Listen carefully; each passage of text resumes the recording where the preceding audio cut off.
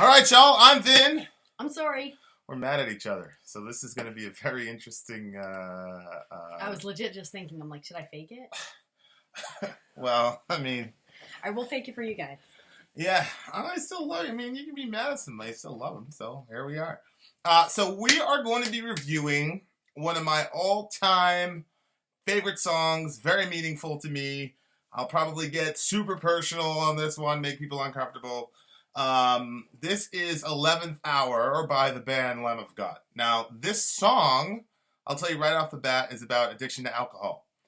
But what's really interesting is lyrically, he personifies alcohol as a woman. Dum, dum, dum. The song is about the nature of addiction, the seductive nature of addiction, and things like that. I will say personally, I actually literalized the song like years ago. The song came out like 10, 12 years ago. And I was in a really, really, really, really difficult relationship. Love her, great person, but just things were pretty difficult. So he personified addiction as a woman, but I literalized it, and it was basically the nature of our relationship. So I'll talk about some of that in the lyrics. This is going to be very interesting.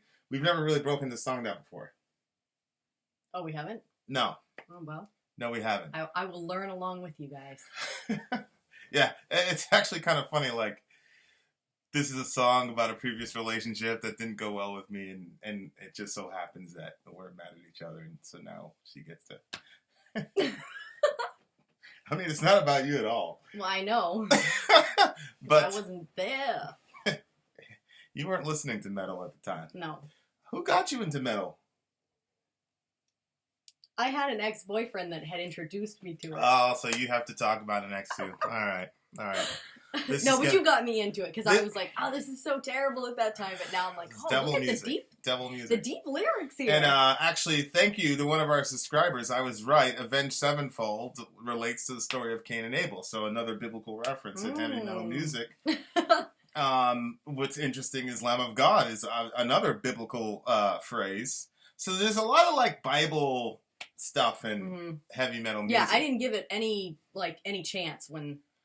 Did that surprise you, how many like biblical themes and images are in metal music? Yeah, it really surprised me. And my boyfriend at the time kept showing it to me, and he'd be like, no, there's like a lot of stuff about God. I was like, no, it can't be. It just can't be. And I like wouldn't hear a word he had to say. But you came along and introduced me, and I listened. I'm glad I did. I've learned a lot. 11th Hour. Here we go. Lamb of God, one of the best songs, in my opinion, of all time. And we're off. This is such a heavy song. Is that heavy? I'm just nervous for what you're going to say. What? I said I'm just nervous for what you're going to say.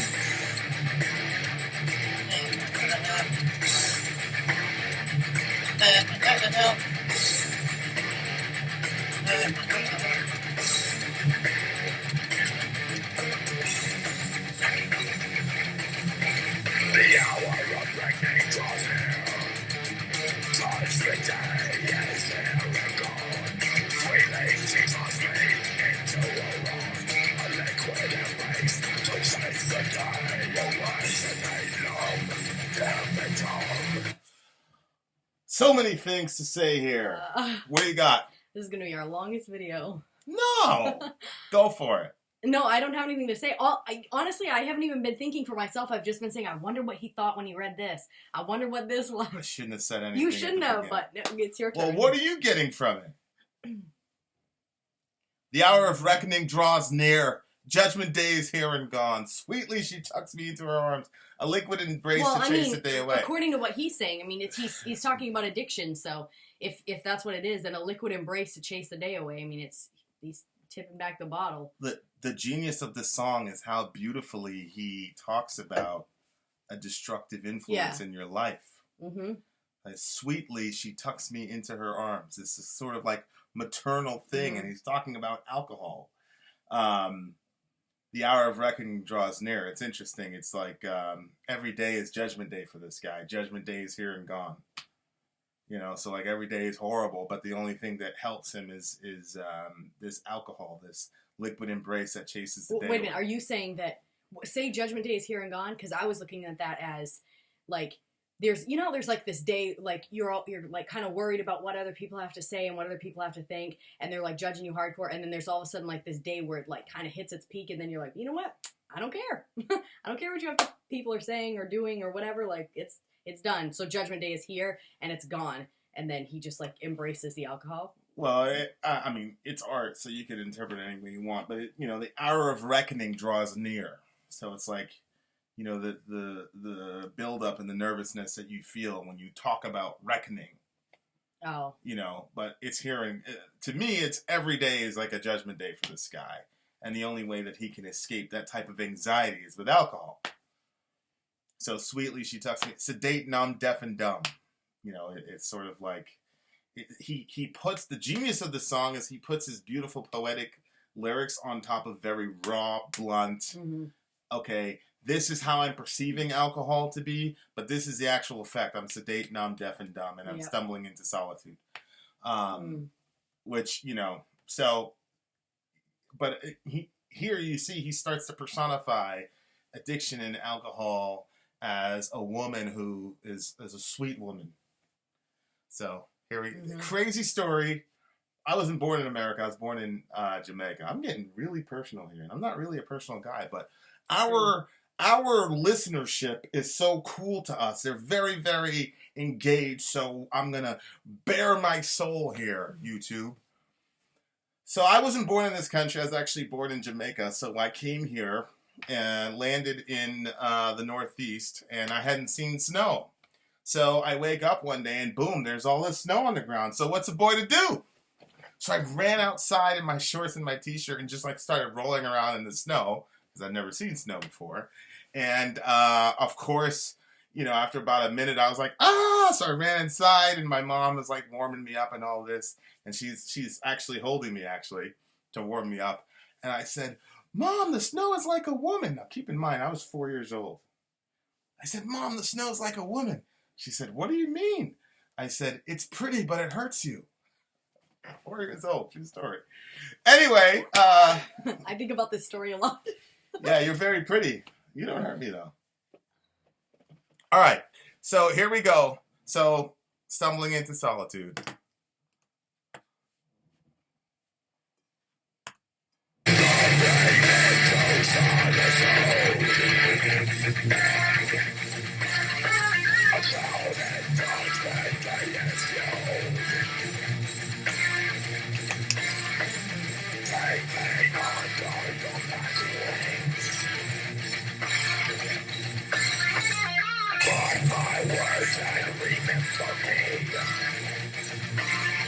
Oh, I've got nothing.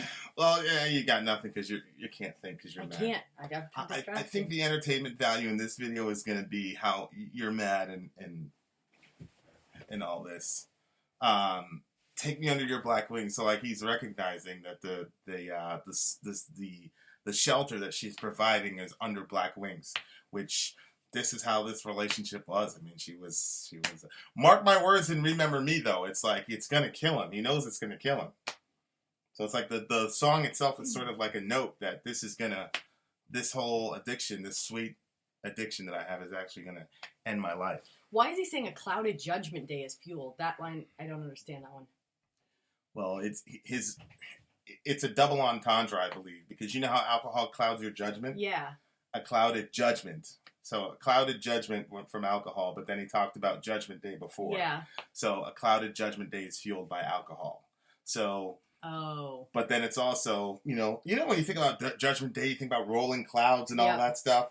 So the alcohol is bringing him closer to this rolling clouds of Judgment Day. It fuels that. Yeah, okay. Yeah, so it's clouded judgment, but then clouds of judgment days fueled by alcohol. So he's saying, take me under your black wings, my words, and remember me. Just the most poetic way of talking about addiction I've ever seen in my life. Unbelievable.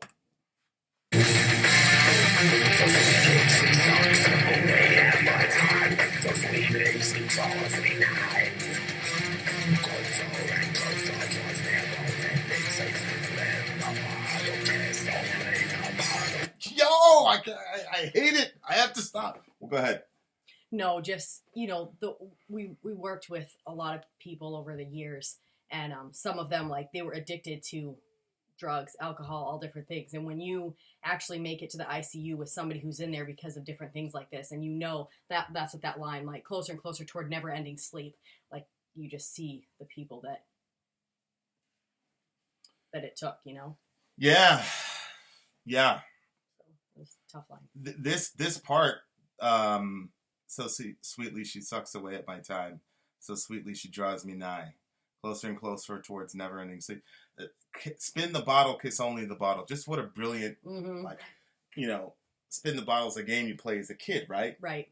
Where you get to kiss. It's usually like your first, like, introduction to relating to the opposite sex But he's saying spin the bottle, kiss only the bottle. Meaning, like, he's lost that innocence and he's losing relationships to this bottle. The only thing he has to put his lips to is a bottle because he's losing. It's destroying everything. It's destroying everything.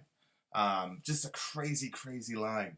But yeah, I'd be in this relationship where it'd be like, I hate your guts. But then she'd, she'd change her mind and then draw you in.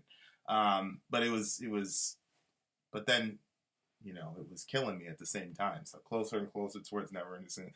Kiss the bottle, spin the bottle, kiss only the bottle. This line right here, what he's about to say next is insane. The dark mistress of many, beholden to none, slips a ring of needles around your arm in an engagement, eternal engagement, Whoa. never consummated. Unbelievable lyrics. Go ahead. Nope. No, go for it. No. Go for it. Come on. The people want to know. No. The people want to know. No, I'm going to say something else. I'm literally not going to say it. So you can say that. The people want to know. Yep. You will be glad I did not say it. You will be glad. There was another part, though, that I was like, whoa. No, I was just thinking, actually, it's not that interesting now that you just made all that drama over the other thing. So sweetly she draws me nigh. That whole, like when you've had a hard day and you kind of tipping a beer back and you kind of like feel that kind of calm come over you, it does kind of like sweetly draw you in. And I can see how if that's the only sense of calm that you have is your addiction, how it could sweetly draw you in, but then it just sucks away your time. It just can ruin everything if you have no sense of when to stop. The dark mistress of many, beholden to none. That is like one of my favorite lines of all time. Because in the song, this is what addiction does. Like, addiction affects so many people.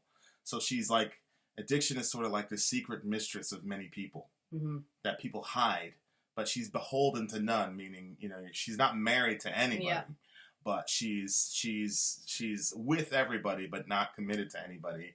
And so that line always stuck to me because, you're in this relationship with this person who will not commit to you, always has a foot out, always has a way to leave you. But slips a ring of needles around your arm in an engagement. Like, whoo, crazy. And this person's a great person, by the way. I love her to this day. But but that's what it's like. Like, you're in this kind of crazy situation where the engagement, the way that you bind yourself to a person, right, is actually jamming needles into your arm. Eternal engagements never consummated, which is crazy. Because, like, you're supposed to be, like, this is supposed to be planned from the beginning of time, like your relationship with this person, but it's never consummated. It's never completed because, for whatever reason, it just doesn't work out. Which, of course, again, the song's not about that. I just interpreted it as that and applied it as that because that's what I was going through at the time. But he's talking about, I'm assuming eternal engagements never consummated. He's talking about losing a very, very close person to him due to the alcohol. Because that's what addiction does, which is interesting, right? Like, people being addicted to secret stuff, which then costs you your eternal engagement. So, but this part, why slips a ring of needles around your arm in an engagement? Because usually an engagement ring goes on your finger. So why is he saying arm? Is it like, does it have to do anything with like shooting up? Yeah. Or is that the needles you're talking about? Yeah, think about it. Needles, a ring of needles. you know, when they shoot up, they do that to pop the vein. Yeah. So it's a ring of needles around your arm. So Yeah. the wedding ring is the, you know, yeah. Whoa. Just, this guy is a genius. Yeah, He's an that's crazy. absolute genius when he's talking about, you know, drugs and alcohol. And of course, we've lost people, you know, 2 weeks ago. Somebody close to somebody I know died in that very, very way, right?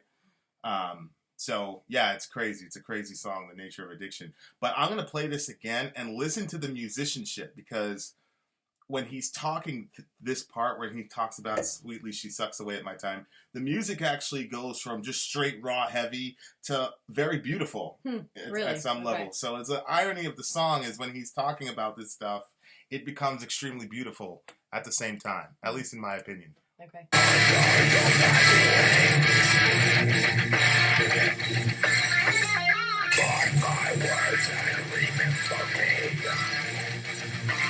See, like, calms down right here.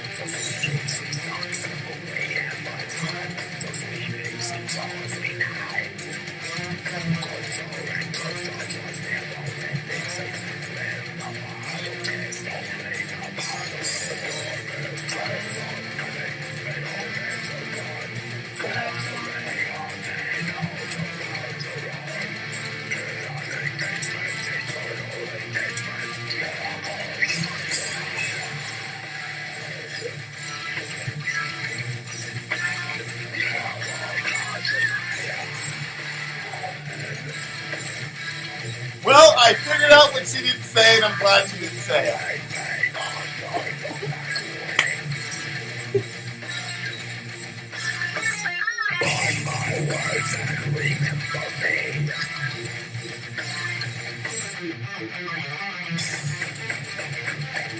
This is just heavy metal.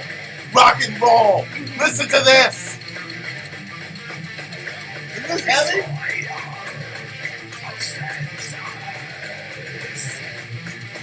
Wow. What? Destroyer of senses, so take as needed for the pain. Another gray morning dawns across an ashen sky. Oh, he writes beautifully, though. I know, Man. my sweet demoness beckons me. No, yeah. The contradiction, and you know, she's a sweet girl, but like, She is. the contradictions, right? Like, she's sweet, but she's a demoness, and she beckons me. Just using language like beckons instead of calls me or whatever. This is like a love poem, but you can tell that he's almost in love with the concept of addiction itself. Yeah. It's unbelievable. Oh, yeah. What take is needed for the pain? What is that? Well, it's one of those things where, you know how, like, you'll hear people that have, like, addictions and it sucks them in and they can't seem to get out? Yeah. And he's saying it's a destroyer of your senses. So if you don't have your senses, then you can't feel pain. Yeah. But you're taking it as needed for the pain. So it's almost like it's a circle that you're never going to get out of. Yeah, and that's the language of a prescription for a doctor, right? You know, Take as needed for the pain, yeah. Yeah, and so it's about self-medication. And you hear people say that. They'll say it all the time. They'll say, well, you know, they'll have like some sort of pain and then they just keep taking, you know, street drugs and different things to like fix that. And I'm like, you can't just self-medicate yourself. Yeah. But in their minds, it's completely rational what they're doing. Well, you know. Yeah, and of course, I had, you know, my opinion on medication and self-medicating. I mean, I had a very, very close family member that basically had a relationship with a drug pusher, also known as a pharmacist, who ended up prescribing mountains of medication that ended up killing this person that was extremely close to me. And of course, everybody's responsible for their own actions. But so you're not supposed to self-medicate, but you're supposed to get your medication from a guy in a white suit, and so that's okay too. Like, that's cool. Like, I don't know. Well, at least there's some sort of a restriction, even though it's not that restricted. I get it. It's not that restricted. She'd have had a better chance on the street, to be honest with you. Why? Oh, yeah, because of the social. Well, the social and the societal structure that would says, put her in jail or alert us. True. I mean, there was no way for us to do anything because she was getting it from a legitimate drug dealer, right? aka And then pharmacist. Mentally, you're saying to yourself, "Oh, this is okay because the guy in the white jacket gave it to me." Right. So. And he's been to school. Right. Another gray morning dawns across the national sky. So beautifully worded. This is the most pretty description of depression I've ever seen in my life. Yes. You know, like when he talks about anxiety, he talks about judgment days forthcoming and the day of reckoning, and another gray morning dawns across the national sky. My sweet demoness beckons me. Beautiful Terrible lines. Terrible. Terrible. But beautiful. Music is heavy.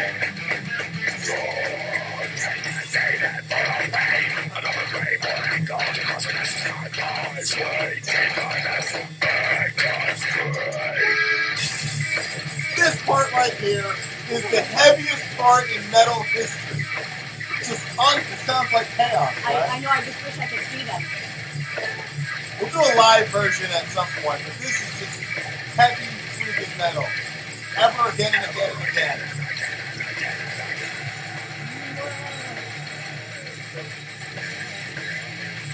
Oh, this is so rock and roll.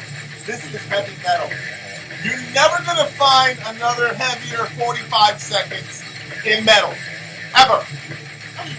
Ever. So heavy.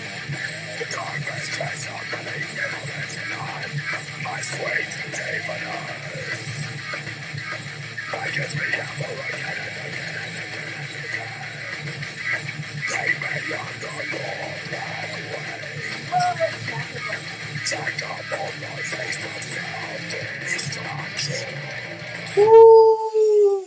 I was wondering how they were going to end it. Boom, That song it's is done. crazy. Jacked up on the taste of self-destruction. Done. Boom. Done. Woo! Oh man, that song. What did he say? He basically tells her to. What? He says, "Take me under your wing" or something like that. Take me under your black wings, jacked up on the taste of self-destruction. Woo. Woo.